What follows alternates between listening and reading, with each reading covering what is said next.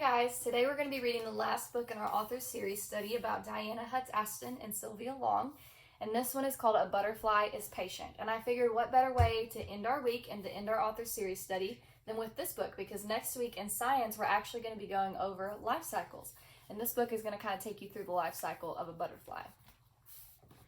So just like in all the other pages, we start out with a close-up, and this one is of a butterfly's wings. And let's make an inference. At the beginning of all of Diana's books, she begins with a certain type of drawing and ends with another certain type of drawing. It's been very specific throughout her books. So at the beginning of this book, we've got a lot of different types of caterpillars. So I want you to make an inference about what we might find on the closing pages of this book. So this one was dedicated by Diana Hutz Aston. It says, "For my Sri Lankan friend and diviner of codes, Dilshan Madwala." And Sylvia Long dedicated this book to her father, Frank J. Carlisle Jr., the blue-eyed sailor who is my source for all things wise and wonderful.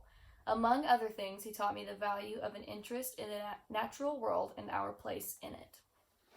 So this is called A Butterfly is Patient.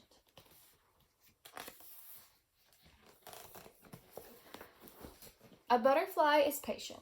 It begins as an egg beneath an umbrella of leaves, protected from rain, hidden from creatures that might harm it, until the caterpillar inside chews free from its egg case, tiny, wingless, hungry to grow.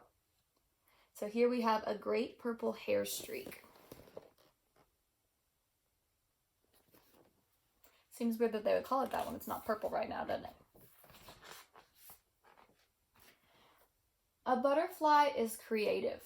A caterpillar feeds on leaves, eating so much that it must molt or shed its skin many times. It can grow up to 30,000 times larger than it was when it took its first bite. Once a caterpillar has eaten all that it needs, it creates a protective covering called a chrysalis. Curled inside the chrysalis, it is growing wings. Now it is time for metamorphosis, changing from one form to another. So if we look closely here, it says first instar. So it's teeny tiny right here. After 15 days, it says third instar.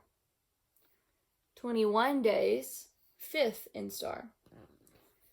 26 days, it's a pre-pupa. 26 days, new pupa. 38 days, mature pupa. 38 days, newly emerged. And then you have the common butterfly, or common buckeye. So that takes you through the whole life cycle of the common buckeye butterfly. A butterfly is helpful. Butterflies, like bees, help pollinate plants so that they can reproduce or make seeds. As a butterfly flits from flower to flower, sipping nectar, tiny grains of pollen cling to its body, then fall away onto other flowers. Seeds are only produced when pollen is transferred between flowers of the same species. This is called pollination. So if you didn't know, just like bees, butterflies also help with pollination. And this butterfly that you see on these pages, let's see, this one is an eastern tiger swallowtail. This one is a zebra longwing.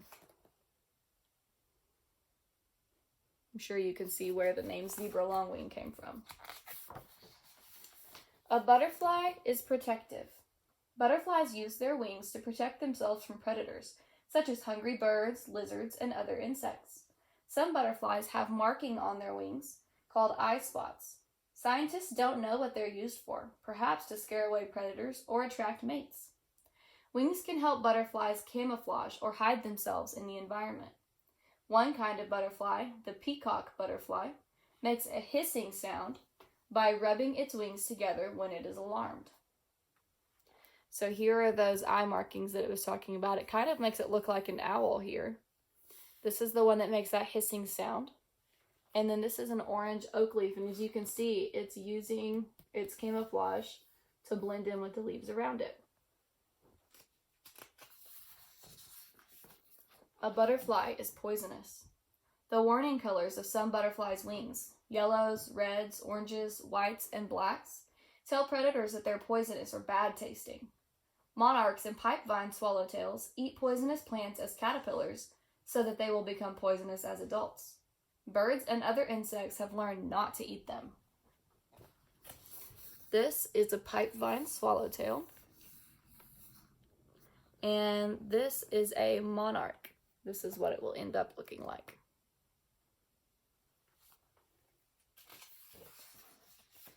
A butterfly is spectacular. So if you come in closely, we'll look at each one of these. We have a moonlight jewel,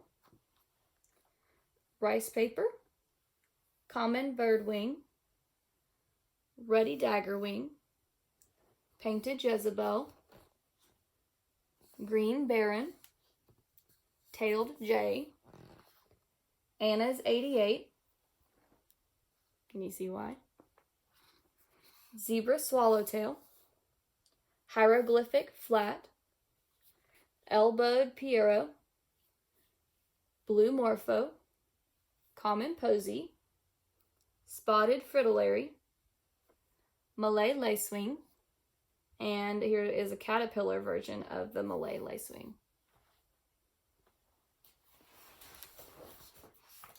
A butterfly is thirsty. To find flowers, butterflies smell the air with their antennae.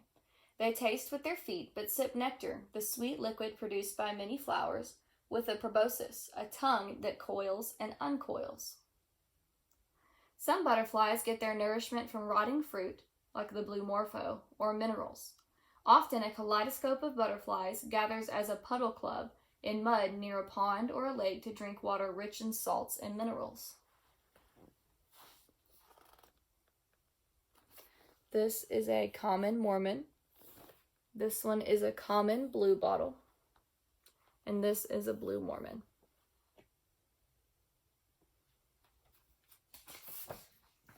A butterfly is big. The rare Queen Alexandra's birdwing is the largest butterfly in the world, with wings that can span up to 1 foot. It lives in the rainforest in northern Papua New Guinea. So this is pretty true to size then, because if we're looking right here, the illustrator Sylvia Long has put a ruler up at the top of this page, and it goes all the way from 0 to 12 inches. So this butterfly, just for reference, look how big this butterfly is next to my head. I mean, that would be beautiful, but also I think I might freak out a lot.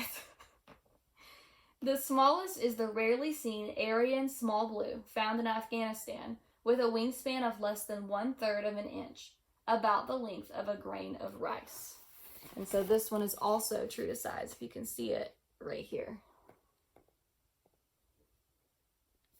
So just compare the sizes of those two. If I hold it back here, you can barely even see the smaller one.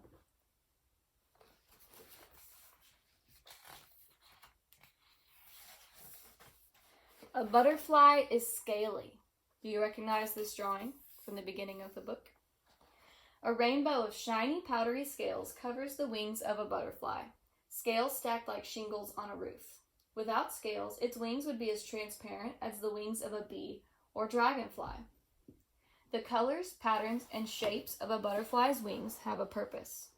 Some use their pattern of colors to attract mates. In places where the climate is cool, dark scales absorb heat from the sun, warming the butterfly's flight muscles. Butterflies are cold-blooded and must have a body temperature of 86 degrees Fahrenheit or 30 degrees Celsius to fly. So this butterfly is called a satyr, and if you look really closely, they're using this magnifying glass in the illustration to show you what those scales would look like up close.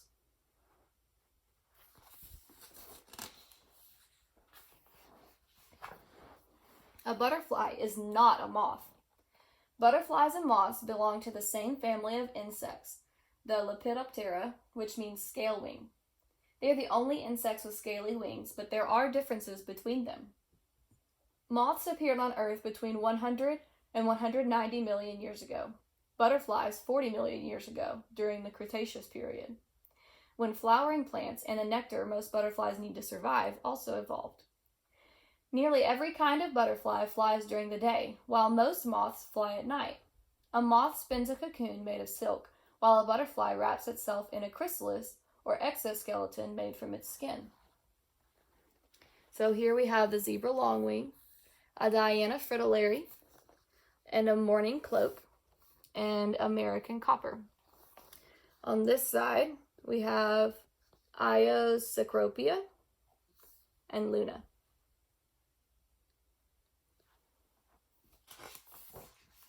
A butterfly is a traveler.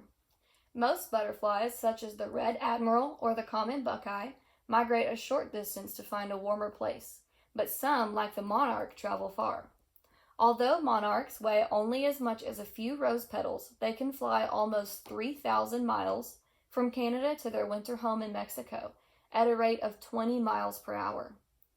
Glider pilots have reported seeing monarchs flying at an altitude of 11,000 feet, higher than some clouds. So they migrate just like the birds do to find a warmer place.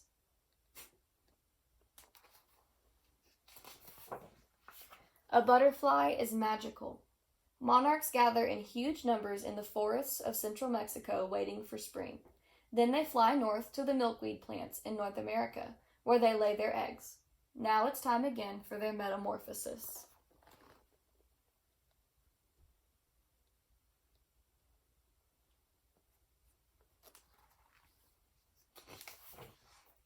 A butterfly is patient. This is the great purple hair streak. Remember, from the beginning it was a little white ball.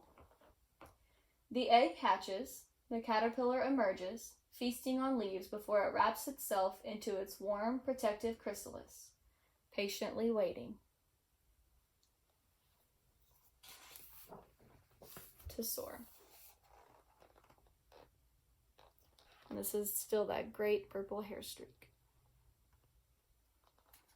Remember at the beginning of the book when you made your inference to see what the caterpillars would change to at the end of the book? Here are all of those butterflies that came from those caterpillars. And your butterfly scales again. So that was the last book in this author series study. And I'm not going to give you guys an assignment to do today with the book because we're going to get to that next week. Okay, but I do want to kind of preview what your life cycles are going to look like next week. So if you look right here, here's an example. So it starts out as an egg. Remember, we use our arrow just like in the water cycle to show that it keeps going.